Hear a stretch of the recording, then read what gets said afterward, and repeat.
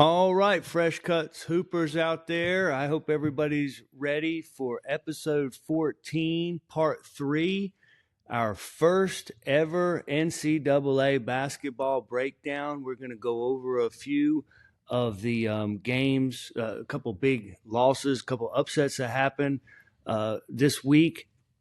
I'm going to just quickly remind you that you need to like, share, or subscribe to the channel for your chance to get into the big NCAA March Madness squares is going to pay off every single game.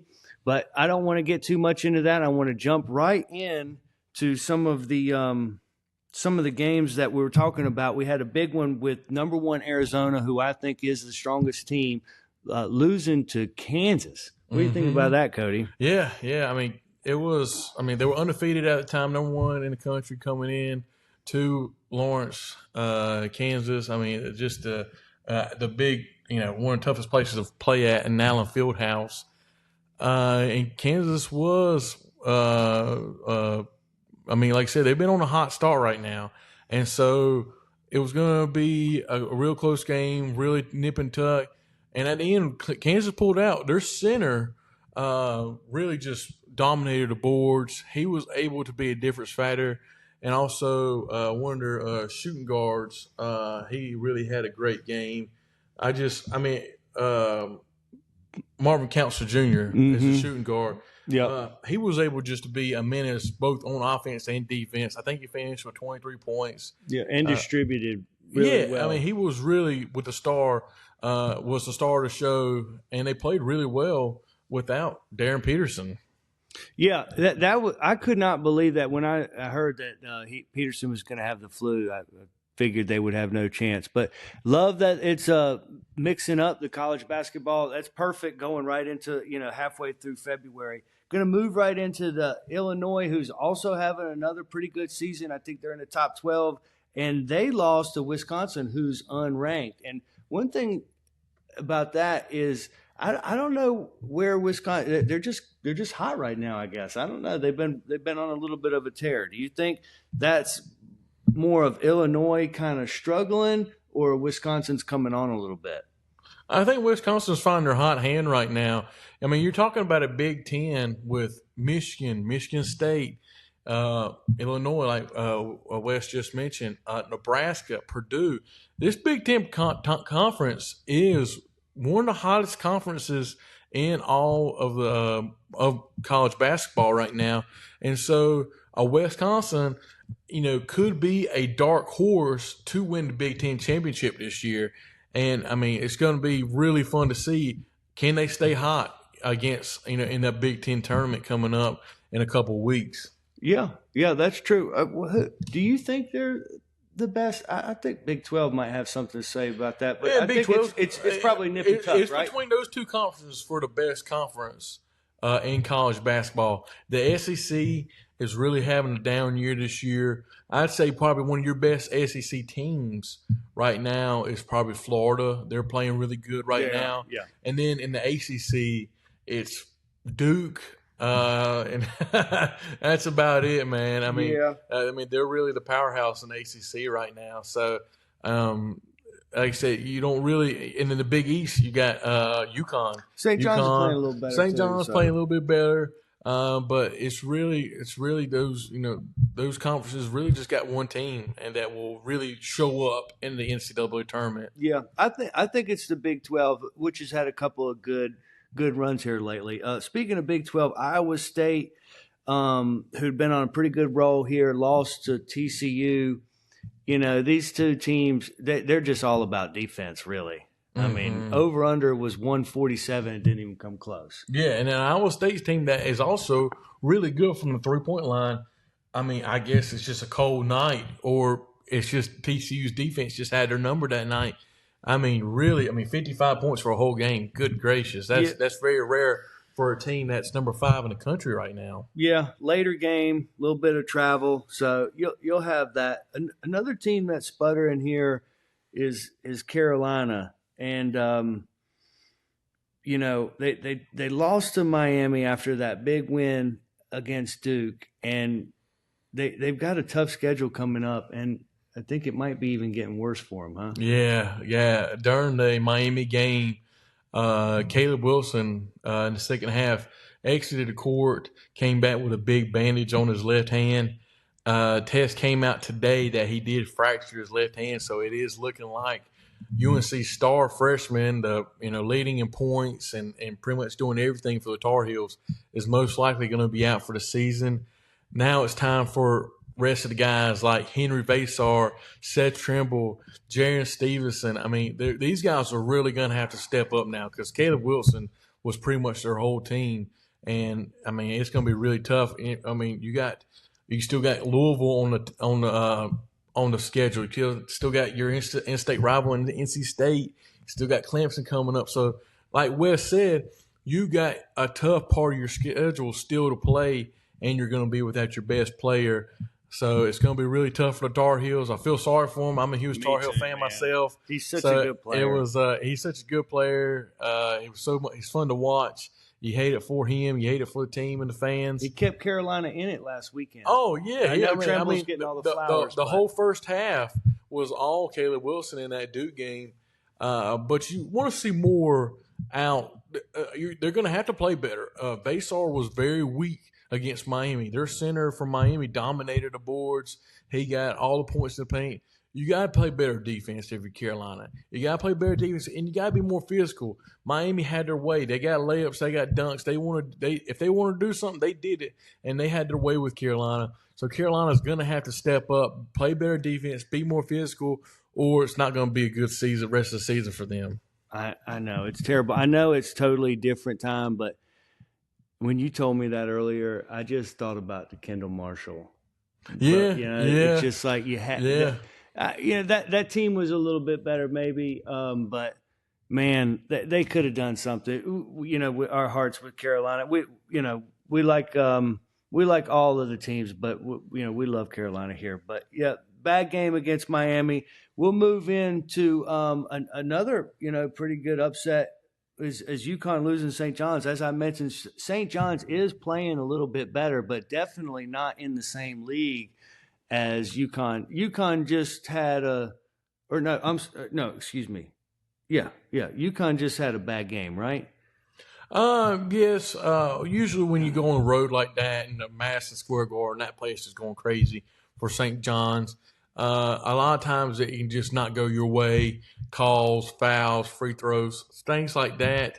If you're a UConn fan out there, I wouldn't be panicking. I wouldn't be worried about, we just lost to St. John's. We got the Big East tournament coming up. That might not go our way. How are we prepared going into March Madness?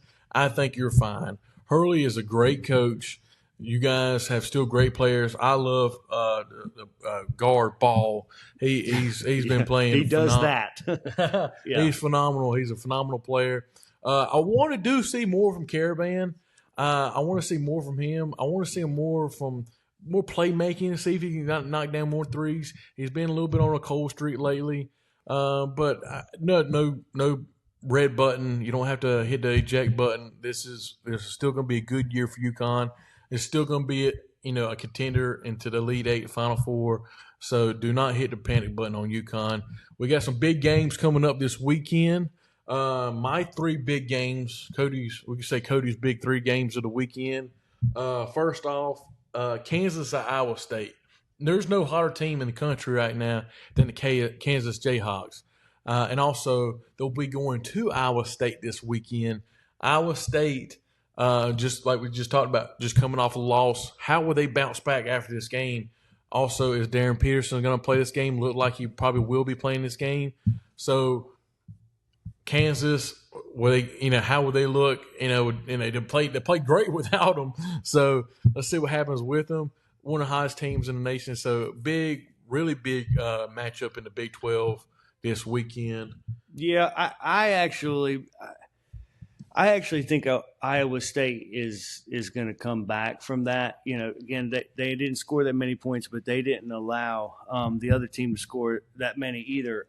So I think they probably pull that game out. That is a big game. I just want to fast forward real quick to something I saw on Friday. I know Cody's laughing at me, but Michigan State at Wisconsin. I know Wisconsin's hot and Michigan State's been stumbling, but Michigan State is -1.5. I think you should go ahead and take those points. They will win by 2 points or more this weekend. They've lost 2 out of the last 3. They're not going to lose 3 out of 4. So right there, go ahead, just lock it in. And then, I'll let Cody finish up with the big 3 on Saturday. We've got there's more than 3. More than 3. But we've been blessed with some good games. All those upsets we just mentioned, that was within 3 or 4 days.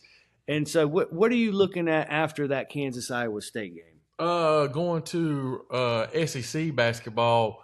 You got Kentucky versus Florida. This has always been a great matchup in college basketball.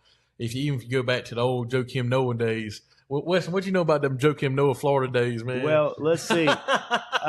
2007, I know plenty about that. That might be where I'll be able to hang with you a little bit. Corey Brewer, huh? Oh, yeah. Yeah. So a huge matchup against Kentucky and Florida. I just mentioned Florida being one of the hottest teams in the SEC right now. I like them. Florida's going to blow them out. I like them winning this game. Kentucky, this is a must-win for Kentucky. Not saying that their head coach, Pope, is on the hot seat, but definitely this is not the year that they expected. And so this is a must-win for Kentucky. If you want to stay with your name being relevant and not drop out of the rankings and want a good seed for the upcoming March Madness tournament, and you don't want to be like that 8-9 seed, or you don't want to be that because you might have to play a 1 seed. If you want a higher seed and you want to keep your name going and build momentum going into the rest of February into March, this is a must-win game for the Wildcats. Yeah, and I know it's just psychological, but they're ranked 25th. If they take the loss, even though Florida's really good, they're going to probably get bumped out. Mm-hmm. And the thing that I've just noticed with Kentucky is they'll run off the games they're supposed to, and right when you're like, all right, let's get this big road win against Florida, they just tend to let me down. I like Florida in this one. I'm not saying I would take them with 11.5, but I like Florida to win. What's next, Cody? And then to close out the weekend, this is number 1 big game of the week. The Texas Tech Red Raiders versus the Arizona Wildcats. Arizona coming off their first loss, which is crazy to say in February. This will be home in Arizona. Right now, Arizona is favored. I got 9.5. 9.5 right now against the 16th rate Red Raiders. Say that 3 times fast, everybody. So what I'm looking for into this game is does Arizona bounce back and be able just to pick up where they were going when they were the hottest team in the country, being number 1 ranked and still number 1 ranked, or does it kind of put a little chink in their armor? You know what I mean? Does this Kansas loss that they had earlier in the week, does it still linger around? Does Texas Tech take advantage of film and see what Kansas did and match it and be able to crash the glass and take advantage of, fast break points and turnovers? So I really am excited about this game. This is a huge game in the Big 12 for the Big 12 standings coming up. Wes, are you going for the big favorite in Arizona? You're going to go with the 9.5? So what are you thinking? You and I, one thing that I always like to take the betting angle to this. Sometimes Cody and I, we will hammer something in the barber shop or together. We'll both hammer it, and then we either won't bet on it or we'll try to get too cute sometimes. We initially saw that spread at 9.5, and we were like, we think Texas Tech can keep. I think Arizona's going to win outright, but the money line's going to be like -500 or 600 probably. But it opened at 10.5, and now it's down to 9.5. So that means money's coming in. Not only Cody and I are thinking about that, so everybody else is thinking it too. Again, this isn't a betting podcast, but we always take those angles and stuff like that. People are always asking. So I actually like going ahead and getting in on that spread now at 9.5. If it dips down too much lower than that, which I don't think it will, I would maybe avoid that. So, Cody, do you have any other big things that you're looking at? I know Carolina Duke's coming up here in a couple of weeks and all the rivalries and stuff like that. But, like I said, we've been really blessed with some good basketball the last couple of Oh yeah, days, it's been like I 10, said, 15 it's been days. really really good. The main thing I'm really just wanting to keep an eye on is does your big four, which right now is Arizona, Michigan, Houston, and Duke. Those right now are going to be your four favorites in their conference, and also they're going to be your four favorites going into March Madness. I mean, you're looking at your Final Four contenders probably, and your number one seeds. And so, do they continue just to be just strongholds of the college basketball world and continue just keep on winning, beating up their conference and staying on top, or do you see a team like what we're talking about, with Kansas in the Big 12, or a Wisconsin or Illinois in the Big 10, or Purdue, or do you see a St. John's in the Big East, or a Vanderbilt in the SEC? Do these teams get hot late in the season, and then in the SEC tournament? I mean, I remember a couple of years ago, Bruce Pearl had an Auburn team that nobody even talked about in February. Nobody even talked about them in February, and then the SEC tournament showed up, and they blew the doors off of everybody and made it all the way to a championship game against Virginia. And so, do a surprise team get hot like that late?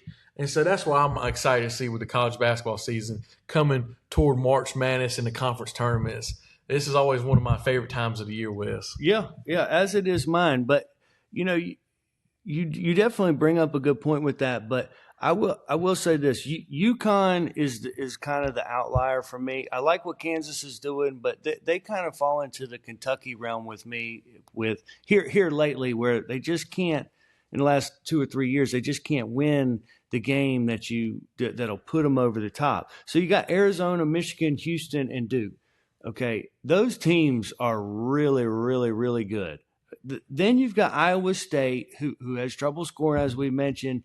Nebraska, Illinois, Kansas, Michigan State, who's lost 2 out of 3. I do think they're going to beat Wisconsin. North Carolina is going to struggle without their star player, and then Gonzaga and Purdue. The only one that's in that mix is UConn at 6. So again, I like where Cody's head is, where if you want to start looking at where you think those top 4 seeds are, I think this year, maybe more than some of the others, you might be able to pick that out and use that knowledge not only to pick, when it comes to the bracket time, but I'm sure a futures bet on that would be really nice. I can almost guarantee you Arizona's going to have the 1 seed. So if you could pair a couple of those, I really like that. Maybe see what UConn does in the next few days. So anyway. Well, I think we should wrap it up right there. Make sure you like, comment, subscribe to our YouTube channel, and follow us on Facebook and TikTok. And also comment below this video of who you think will be in your Final Four coming up in March. Who's teams that we're not even talking about, we didn't even mention. Yeah, somebody that's out there that you like in your favorite team that we're not even thinking about. So give us a comment, tag us in a post, please share it. And enjoy the games this weekend. Yep. And lastly, if you want a T-shirt or a hoodie or a hat, just feel free to comment or reach out to either one of us, and we'll be happy to get you the details on how to get that. Again, we really thank you, and we'll see you next week.